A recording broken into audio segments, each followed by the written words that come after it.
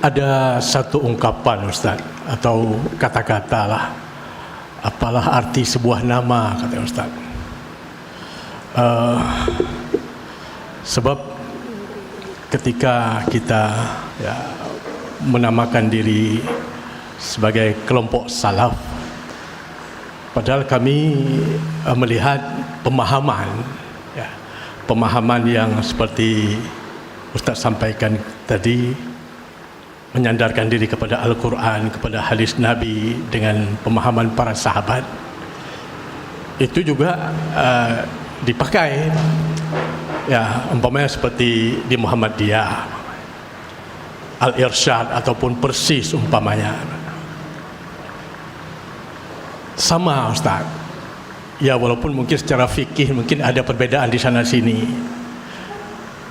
Jadi kami melihat seolah-olah dengan adanya penamaan-penamaan ini malah kita menjadi semakin terkotak-kotak Ustaz. Bukan hanya sekedar terkotak-kotak, bahkan ada sentimen-sentimen negatif yang muncul di antara kelompok-kelompok itu. Padahal secara dasar kami melihat ada kesamaan ya Ustaz. Ini mungkin perlu Ustaz jelaskan. Kemudian satu lagi Ustaz, juga perihal nama nih Ustaz. Secara bahasa pemahaman kita yang memahami agama berdasarkan Al-Quran, hadis dan pemahaman sahabat, itu memang lebih cocok dengan Ahlus Sunnah wal Jamaah, yang mengikuti sunnahku dan sahabat-sahabat atau jamaahku gitu Ustaz. Atau seperti yang ketika Rasulullah menjawab pertanyaan para sahabat ketika ditanya mana yang benar di antara 73 firqah yang sesat, maka Nabi menjawab yang aku dan sahabatku berada di atasnya, namanya Ustaz. Jadi bagaimana kemudian kata-kata Ahlus Sunnah wal Jamaah ini kok menjadi pegangan orang-orang Ahlul Bid'ah malah Ustaz. Bahkan kita yang dianggap bukan Ahlus Sunnah, mereka yang getol sekalinya yang Ahlus Sunnah adalah yang mekunut, yang nyo, yang jenya, yang ke yang Ahlus Sunnah. Ini bagaimana kok bisa bergeser begitu rupa Ustaz? Mohon penjelasan. Bagus Ustaz, yang ada dua tadi saya tangkap. Yang pertama sebenarnya mungkin masuk Ustaz, gerakan Salafi ini kan sudah ada dan banyak, itu beragam-ragam ya, walaupun dengan nama-nama yang berbeda kita kenal hari ini. Misalnya ada Muhammadiyah, ada Persis, ada yang lain-lain mungkin. Yang pertama harus kita luruskan dulu, bukan sekedar apa arti sebuah nama. Nama itu penting Pak. Menyana orang ihai kelon kan ngenan lon bengeh tidak ya. Tiba-tiba dia panggil kita bukan dengan nama, kita marah juga kita Pak. Artinya nama itu, maka dalam bahasa Arab nama itu ism. Ism itu dari kata sumu atau dari kata simah. Kalau kata sumu itu ketinggian, nama itu memberikan arti ketinggian, mengangkat posisi seorang. Nama itu mengangkat posisi Pak. Bayuhai muhajir, gagah long gede muhajir nanlung. Tapi menjadi selewengkan sedikit nama saya, itu jadi ejekan dan olok. Artinya nama itu penting, dan Islam pun memberikan perhatian besar tentang nama. Maka nama itu menjadi salah satu diskusi akidah. Mukmin itu nama, kafir itu nama. Jadi bukan sembarangan kita bisa kasih nama gitu, bukan. Artinya nama itu penting, bukan tidak penting sebuah nama ya, itu penting. Kalau kita melihat misalnya banyak yang terpengaruh dengan dakwah salafiyah yang diprakarsai mungkin di abad ke-12 itu oleh Muhammad ibnu Abdul Wahab di Saudi Arabia. Kan tentunya banyak sekali itu gerakan-gerakan Islam seluruh dunia terpengaruh. Salah satunya misalnya kalau kita bicara di Afghanistan ada Jalaluddin Al-Afghani dan ada muridnya Muhammad Abduh. Itu kan mereka terpengaruh juga dengan dakwahnya Syekh Muhammad bin Abdul Wahab. Walaupun tidak murni persis seperti dakwahnya Syekh Muhammad bin Abdul Wahab. Kadangkala Muhammad Abduh dengan Jalaluddin Al-Afghani ini sedikit banyaknya mengambil retorika dan logika orang-orang Mu'tazilah. Kadangkala bahkan ada hadis yang ditolak gara-gara menyelisihi logika akal mereka. Padahal secara umumnya mereka mengikuti manhaj atau cara berfikirnya para ulama-ulama salaf itu. Di Indonesia juga seperti itu. Kiai Haji Muhammad Dahlan misalnya, pendiri Muhammadiyah, itu terpengaruh dengan ajaran Puritan namanya, ajaran murni, memurnikan Islam. Ajarannya Syekh Muhammad bin Abdul Wahab. Tapi tidak selamanya mereka mengikuti salafiyah itu 100% sama itu, ya. Maka kalau untuk kita mengatakan misalnya, siapa yang berhak menamakan dirinya salafi?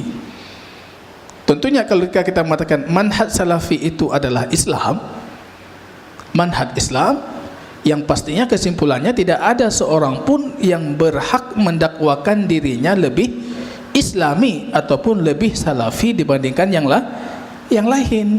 Karena ini manhaj Islam secara komprehensif. Siapa yang bisa mendakwakan saya berada di titik Islam itu sempurna sekali? Enggak bisa. Kita kurang di sini, kurang di sana, kurang di macam-macam, dan semua kita punya kekurangan itu. Makanya dalam perkembangannya di fase awal ketika dinamakan Ahlus Sunnah, yang dimaksud dengan Ahlus Sunnah itu selain Syiah, apapun kelompok, apapun sekte, maka itu Ahlus Sunnah. Itu Ibnu Taimiyah berulang kali menyebutkan definisi itu dalam Majmu' Fatawa. Ahlus Sunnah itu siapa? Selain Syiah. Mu'tazilah Ahlus Sunnah, Ahlus Sunnah. Asy'ariyah Ahlus Sunnah, Ahlus Sunnah. Khawarij Ahlus Sunnah, Ahlus Sunnah juga. Selama Anda bukan Syiah, maka Anda Ahlus Sunnah. Itu definisi umum. Tapi beliau menyebutkan juga ada definisi khusus untuk Ahlus Sunnah.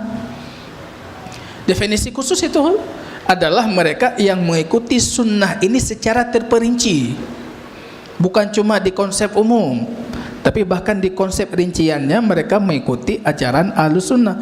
Itu Ahlus Sunnah secara khusus. Ciri khasnya apa? Mengedepankan Quran dan Sunnah di atas segalanya, mengimani hujjah Quran, hujjah Sunnah, hujjah ijma', hujjah qiyas. Memahami Quran Sunnah dengan pemahaman para sahabat. Mereka meyakini tidak ada kontradiksi antara wahyu dengan akal. Ahlus Sunnah meyakini itu tidak ada kontradiksi. Jadi untuk rincian di situ baru kita namakan Ahlus Sunnah secara khusus. Dan itu bukan kelompok yang bisa kita tunjuk, kelompok fulan Ahlus Sunnah, yang lain bukan. Itu bukan. Itu manhaj.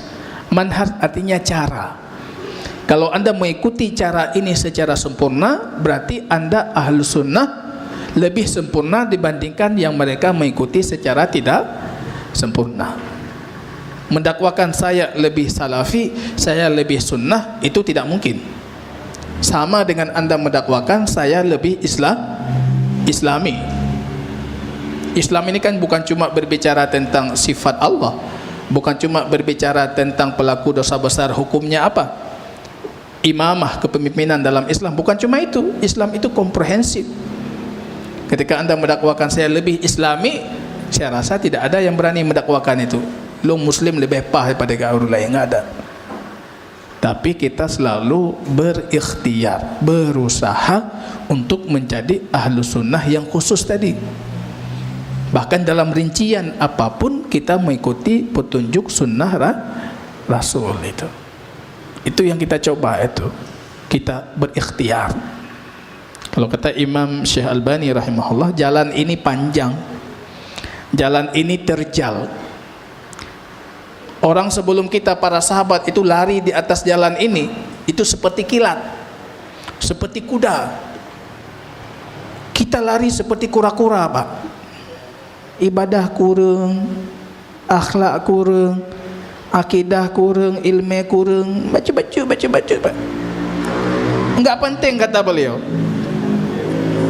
Enggak penting anda sampai ke tujuan, sampai ke ujung, jadi ahli segalanya, hebat segala, enggak ada. Yang paling penting apa? Anda mati tapi masih di atas jalan, Pak. Meninggal mentang di atas jalan.